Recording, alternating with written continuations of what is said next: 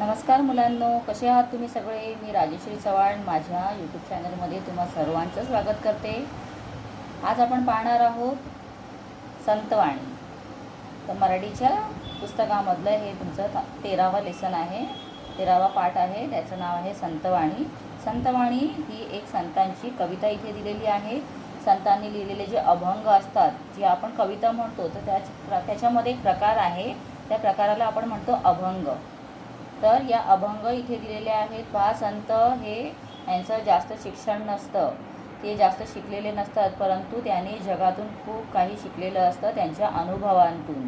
तर त्या अनुभवांतून म्हणजे त्यांच्या एक्सपिरियन्समधून त्यांनी शिकलेलं आहे आणि त्यातूनच ते आपल्याला त्यांनी जे अभंग लिहिलेले आहेत, त्यांच्या मनात ज्या प्रकारे समाजाला पाहून ज्या त्यांच्या मनातील इच्छा असतात किंवा त्यांच्या मनात समाजाला पाहून जे निर्माण होतं ते काय करतात, त्याला ते लिहून त्यांनी एक प्रकारचे आपल्याकडे एक असे साठे बनवलेले आहेत. तर त्याला आपण काय म्हणतो, अभंग. तर या अभंगांच्या 2-2 ओळीमध्ये, एक शब्दामध्ये खूप मोठा असा अर्थ दडलेला असतो. मतलब जो अभंग है उसके 1-2 लाइन में, एक वर्ड्स में भी इतना बड़ा अर्थ रहता है, इतना बड़ा उसमें कुछ डीप इन्फॉर्मेशन हमें मिलता है. तो ये बहुत ही इन्फॉर्मेटिव होते हैं. तो यहाँ पर हम देखेंगे संत सेना महाराज, इनकी यहाँ पर अभंग दी गई है. तो यहाँ पर ये कहाँ से लिया हुआ है, तो सकल संत गाथा खंड पहिला संत सेना अभंग, अभंग क्रमांक 15 इथून घेतला आहे. आणि याचे संपादक कोण आहे, तर हे कोणी प्रिंटआउट केलेलं आहे, प्राध्यापक. इथे प्रा म्हणजे काय होणार, प्राध्यापक डॉक्टर रा गोसावी. तर यांचं पूर्ण नाव इथे दिलेलं नाही आहे. इसवी सन 13व्या शतकाचा उत्तरार्ध, मतलब उत्तरार्ध म्हणजे काय आहे, तर त्याचा अर्धा भाग, उत्तरार्ध, उत्तर भाग. प्रसिद्ध संत कवी संत ज्ञानेश्वर व संत नामदेव यांचे समकालीन संतसेना महाराज पंढरीचे वारकरी होते. आता पंढरीचे वारकरी म्हणजे कुठले, तर तुम्हाला माहीत आहे पंढरपूरची यात्रा असते. पंढरीची यात्रा कोणाची असते, तर ती विठोबाची असते. विठोबा रखमाई तुम्ही पाहिलेलं असेल. तर त्यांची ही यात्रा असते, त्याला पंढरीची वारी म्हणतो आपण. तर पंढरीला जे जाणारे असतात, तिथे जाणारे जे भक्तजण आहेत त्यांना आपण म्हणतो वारकरी. तर त्यांच्या नावावर सुमारे 150 अभंग आढळतात. तर किती अभंग त्यांनी लिहिलेले आहेत, सुमारे 150. तर हे तुम्ही अंडरलाईन करून ठेवा, खूप इम्पॉर्टंट पॉईंट आहे हा, तुम्हाला परीक्षेमध्ये येऊ शकतो. संतांच्या सानिध्यात मिळणाऱ्या आनंदाचे वर्णन प्रस्तुत अभंगामध्ये केले आहे. तर संतांच्या सानिध्यात म्हणजे काय, त्यांच्याबरोबर उनके साथ में बिताया हुआ जो पल रहता है, टाइम रहता है, वो हमारे दिल को बहुत ही ज़्यादा आनंद देता है, सुख देता है. तो उसका यहाँ पर वर्णन हमें दिया गया है, इसके यहाँ पर डिस्क्राइब किया गया है. तर ऐका, वाचा आणि म्हणा. अजी सोनी याचा दिवस, दृष्टी देखिले संतास, जीवा सुख झाले माझे माहेर भेटले, अवघा निरसला क्षीण देखता संत चरण, आजी दिवाळी दसरा सेना म्हणे आले घरा. तर इथे या आपल्याला फक्त पहा, तुम्ही पाहता फक्त 4 अभंग दिलेले आहेत. एक याला आपण अभंग म्हणतो, प्रत्येक एक 2-2 ओळीचे अभंग आहेत. तर याच्यामध्ये काय सांगितलेलं आहे की आज ही सोनी याचा दिवस, म्हणजे आज हा दिवस कोणता आहे, सोन्याचा दिवस. जणू काय आज आपल्यासाठी हा सोन्याचा दिवस आहे. आणि कोण आपल्या भेटीसाठी आलेले आहेत, संत भेटायला आलेले आहेत. आणि अशा प्रकारे तर दृष्टी देखिले संतास, म्हणजे आजचा दिवस सोन्याचा का आहे, कारण आज मी कोणाला पाहिलेलं आहे, संतास पाहिलेला आहे. आणि जीवसुख झाले, जीवासुख झाले माझे माहेर भेटले. आणि इथे कवी म्हणत आहेत, आपले जे संतसेना आहेत ते काय म्हणत आहेत की जणू एखादी मुलगी लग्न झाल्यानंतर तिच्या सासरी जाते, शादी होने के बाद वो अपने ससुराल जाती है, आणि तिथून ती जेव्हा तिच्या माहेरी आते, मैके में आती है, मग तिला कसं वाटतं, तिच्या मनाला अगदी सुख मिळतं, समाधान मिळतं की मी माझ्या माहेरी आलेली आहे. कोई भी लड़की शादी के बाद जब मैके आती तो उसके दिल में बहुत ही ज़्यादा आनंद रहता है, उत्साह रहता है मायके के प्रति. तो यहाँ पर वो जो सुख है वो मुझे मिल रहा है, ऐसे यहाँ पर ये कह रहे हैं। अवघा निरसला क्षीण देखता संत चरण, और जितना भी थकान, जितनी भी हमारे अंदर की थकान थी वो पूरी निकल गई आहे। क्षीण म्हणजे काय आहे? थकान, किंवा आपण एखाद्या ह्याला असं थकलेलो असतो तर त्याला आपण म्हणूया थकलेले. आणि त्यानंतर ते म्हणतात की अवघा क्षीण, अवघा म्हणजे पूर्ण पूर्ण अंगामधला जो भरलेला माझा थकवा होता तो जसं संतांचे चरण, संतांचे फक्त चरण पाहिले, त्यांचे पाय पाहिले. चरण म्हणजे काय? पाय पाहिले. देखता म्हणजे पाहून. पहा, याच्यामध्ये खूपच वर्ड्स आहेत. तर जेव्हा संतांचे चरण पाहिले तेव्हा माझ्या अंगातला सगळा थकवा हा निघून गेलेला आहे. आजी दिवाळी दसरा, आजी म्हणजे काय? आज. आज दिवाळी दसरा आहे. सेना म्हणे आले घरा. तर आणि ते काय म्हणत आहेत की ते सेना म्हणत आहेत की जेव्हा संत घरी आले तेव्हा काय झालेलं आहे की आज दिवाळी दसरा जणू माझ्यासाठी झालेला आहे. तर याचं छान असं वर्णन इथे दिलेलं आहे की संत सेना महाराज संत म्हणतात. तर यांचं नावसुद्धा संत सेना आहेत आणि ते संतांच्या भेटीला आलेले आहेत. बरोबर. जेव्हा संत भेटीला आले तेव्हा त्यांना पाहून त्यांच्या मनाला जो आनंद झालेला आहे त्याचे वर्णन त्यांनी इथे आपल्याला छान दिलेलं आहे. आणि संतांच्या दर्शनाने जो आमचा दिवस आहे तो सोन्याचा झाला असून ज्याचप्रमाणे सासरी आलेल्या मुलीला माहेरी आल्याचे आनंद मिळते तसा आनंद झालेला आहे असेही ते म्हणत आहेत.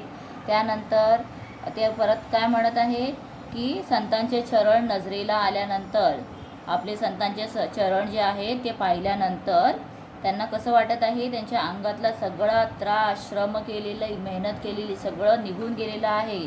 आणि जसं काय आज एखादा दिवाळी किंवा दसरा आहे, मोठा कोणता तरी सण आहे असं त्यांना वाटत आहे.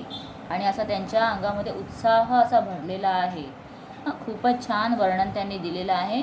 तर तुम्ही पाहू शकता की इथे त्याचा पूर्ण भावार्थ देखील आपल्याला दिलेला आहे. तर हा भावार्थ म्हणजे ह्या ज्या ओळी दिलेल्या आहेत याचा पूर्ण अर्थ तुम्हाला इथे दिलेला आहे. तर हा मी एक वेळा तुमच्यासाठी वाचून दाखवते. संत सेना महाराज संत भेटीने झालेल्या आनंदाचे वर्णन करताना म्हणतात, संतांच्या दर्शनाने आजचा दिवस सोनियाचा झाला असून ज्याप्रमाणे सासरी गेलेल्या मुलीला माहेरी आल्याचे आनंद होतो तसा आनंद त्यांना झाला आहे. या आनंदाचे वर्णन करताना पुढे ते म्हणतात, संत चरण दृष्टीला पडल्याने माझा सगळा शीण नाहीसा झाला. शीण म्हणजे थकवा नाहीसा झाला असून घरी दिवाळी दसरा या सणांसारखा उत्साह ओसंडून वाहू लागला आहे.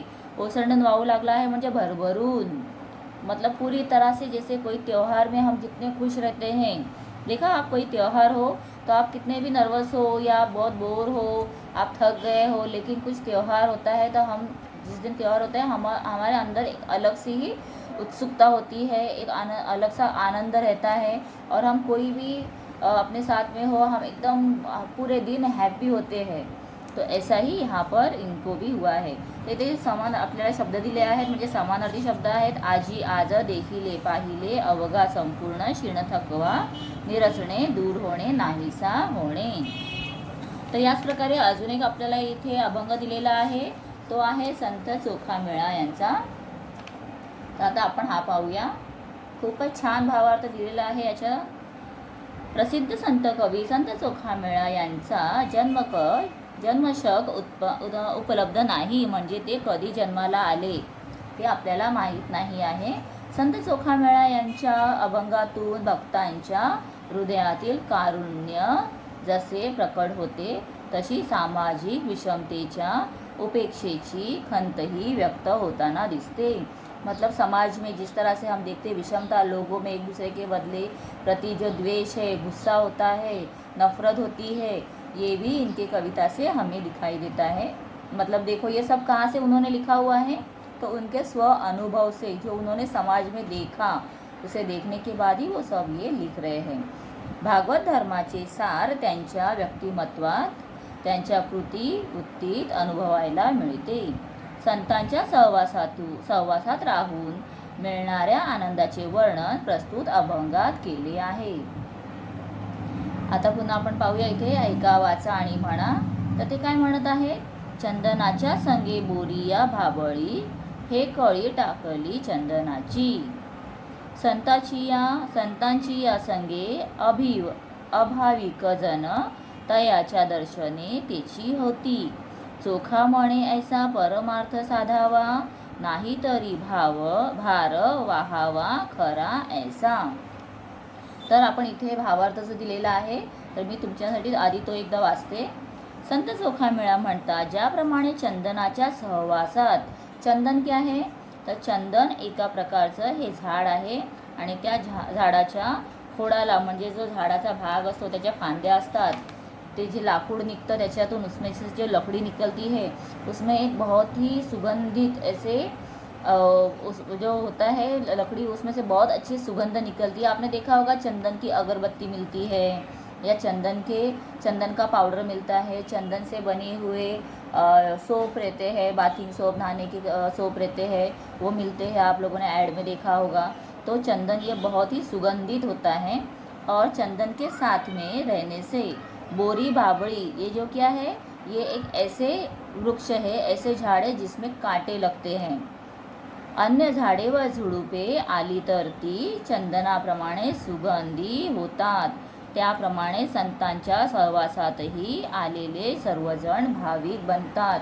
देखो बहुत ही अच्छा यहाँ पे उन्होंने एक सिंपल एग्जाम्पल, चंदन के झाड़ का एग्जाम्पल देकर कितना हमें अच्छे से समझाया है कि अगर चंदन के साथ में, या मतलब जहाँ पर चंदन का झाड़ है तो वहाँ पर आजू बाजू में अगर बोरी भाबड़ी ऐसे जंगली जो झाड़ होते हैं, अगर वो आते हैं, जैसे वीड्स होते हैं तो वो आते हैं, उगते हैं, तो उनमें भी चंदन का ही सुवास निकलेगा, मतलब सुगंध आएगा, खुशबू आएगी. तो ऐसे ही, तो ये कहने का मतलब क्या है कि अगर समझ लो आपके क्लास में बहुत मस्ती करने वाले बच्चे होंगे, लेकिन अगर एक अच्छा लड़का होगा जो बहुत ही सिंसियर है, सब बातें अच्छे से कर रहा है और वो अपने साथ में जो दूसरे बच्चे हैं उनको भी लेकर चल रहा है, उनको भी अच्छा ही सिखा रहा है, तब जो बच्चे नॉटी है या थोड़े ऐसे होते हैं कि टीचर्स की बातें नहीं मानते हैं, तो शायद से उनमें भी थोड़ा सा परिवर्तन आए, उनमें भी थोड़ा सा चेंजेस आ सकता है. जिस तरह से बाबड़ी और बोरी के झाड़ चंदन के साथ रहने पर उनमें भी एक तरह से उनकी खुशबू ऐसे चंदन के जैसे आने लगती है, ऐसे ही उनमें परिवर्तन हो सकता है. इसीलिए हमें अच्छे लोगों के साथ में सहवास में रहना चाहिए. तो जब संत के साथ में लोग रहते हैं तब क्या होगा, संत के साथ रहने से कोई भी जो इंसान है वो भाविक बन सकता है. मनुष्य जन्माला येऊन परमार्थ साधावा, नाही तर आपले जीवन भूमीला भारभूत ठरेल. मतलब अगर हमने जन्म लिया है मनुष्य बनकर तो हमें क्या करना है, तो हमें परमार्थ साधावा. परमार्थ साधावा मतलब हमें उसका अच्छा एक काम करना है कि कुछ अच्छा करना है. ऐसे नहीं कि हम कुछ बुरा काम करना सीखे, अच्छा काम करेंगे, उसे कहते हैं परमार्थ साधना. तरच आपलं जीवन काय होईल, सफल होईल. नाही तर मग काय आहे पहा, आयुष्यामध्ये तुम्ही पाहाल तर खूप जण येतात, जन्म घेतात आणि शेवटी सगळ्यांचा मृत्यू तर होणारच आहे. संत असू दे किंवा देव असू दे, सगळ्यांनी जन्म घेतलेला आहे पृथ्वी तलावर, त्यांचा मृत्यू झालेलाच आहे. तर जर जन्माला आल्यानंतर काहीतरी चांगलं आपण केलं तर आपल्या आयुष्याला काय मिळेल, परमार्थ मिळेल, असं इथे यांनी छान आपल्याला सांगितलेलं आहे. मला हे खूपच यांचे भावार्थ जो आहे तो खूपच वाचल्यानंतर असं वाटलं की खरंच तुम्ही मुलांनी हे आत्मसात करायला हवं. म्हणजे अपने अंदर आप लोगों को ये बातों को डालना है. ऐसे जैसे हम पानी डालने के बाद इसे सींच कर लेते हैं, मिट्टी क्या करती है उसे अंदर सींच लेती है, खींच कर लेती है, वैसे ही आप लोगों को इन बातों को अपने अंदर सींचना है. तो उससे क्या होगा, आप अपने अंदर परिवर्तन ला सकते हो, क्योंकि आप लोग आगे जाकर क्या बनने वाले हो, आप लोग जाकर आगे के सिटीज़न बनने वाले हो. पूरी कंट्री आपके हवाले रहने वाली है. तो आप लोगों को ये सब बातें सोचनी है. जो आज के प्रधानमंत्री है, आज के जो भी मंत्री है, वो भी एक टाइम पर आपके जैसे बच्चे थे, लेकिन आज इस स्टेज पे आने के बाद उन्होंने कितना चेंजेस आ गया, वो कहाँ से कहाँ पहुँच गए हैं. तो शायद से आप में से ही कोई आगे जाके कुछ अलग बन सकता है. तो ऐसे ही यहाँ पर ये हमें समझाना चाहते हैं. तो इसके लिए हमें क्या चाहिए, हमें संतों की सहवास की ज़रूरत है। मतलब संत मतलब क्या है, अभी हम साधु लोगों को तो ढूंढने नहीं जाएंगे, तो यहाँ पर संत मतलब अच्छे लोगों के, जिनसे हमें कुछ अच्छा सीखने मिले, पॉजिटिविटी मिले, ऐसे लोगों के सहवास की हमें ज़रूरत होती है। शब्दार्थ: संगे सोबत, दर्शने दर्शनाने, हेकळी वाकडी, टाकळी लहान झुडूप, छोटे छोटेसे जे वीड्स होते हैं वो, आणि भाविक नसलेले। तर हा अभंग कशातून घेतला आहे? अभंग क्रमांक 67 मतलब 67, आणि सकल संत गाथा खंड पहिला, संत चोखामेळा अभंग। तर संत चोखामेळा अभंग आहे, त्याच्यातून घेतला आहे। तर तुम्ही यूट्यूब नाही सॉरी गुगलवरती सर्च करून तुम्ही पाहू शकता, तुम्हाला ह्याच्यामध्ये खूप ह्यांची माहिती मिळू शकते। ठीक आहे मुलांना, आता वेकेशन चालू होतील तर तुम्ही पाहू शकता, खूप तुम्हाला वेगवेगळ्या माहिती काहीतरी तुम्हाला जाणून घ्यायचं असेल तर तुम्ही सर्च करून तुमच्या नॉलेजमध्ये अजूनसुद्धा वाढ आणू शकता। हे बघा गूगलमध्ये सगळं काही उपलब्ध आहे, सब कुछ मिल जाता है, ठीक है, लेकिन हमें भी बहुत सी बातें हैं जिनका नॉलेज रहना चाहिए, हमें पता रहना चाहिए। ठीक है, तो बच्चों यहीं पर अभी हमारा ये पूरा संतवाणी फिनिश्ड हो गया है, कंप्लीट कर दिया है, और नेक्स्ट वीडियो अपलोड करूँगी जिसमें हम इसका क्वेश्चन आंसर्स देखेंगे। बहुत ही इंपॉर्टंट क्वेश्चन आंसर्स दिए हुए हैं, और निबंध एक है माझा आवडता संत, तो देखील मी तुमच्याबरोबर इथे शेअर करणार आहे। खूपच महत्त्वाचा विषय आहे परीक्षेसाठी। तर चॅनलला सबस्क्राईब केलं नसेल तर चॅनलला सबस्क्राईब करा, आणि आपल्या मित्रांबरोबर माझे व्हिडिओ शेअर जरूर करा। ठीक आहे, थँक्यू।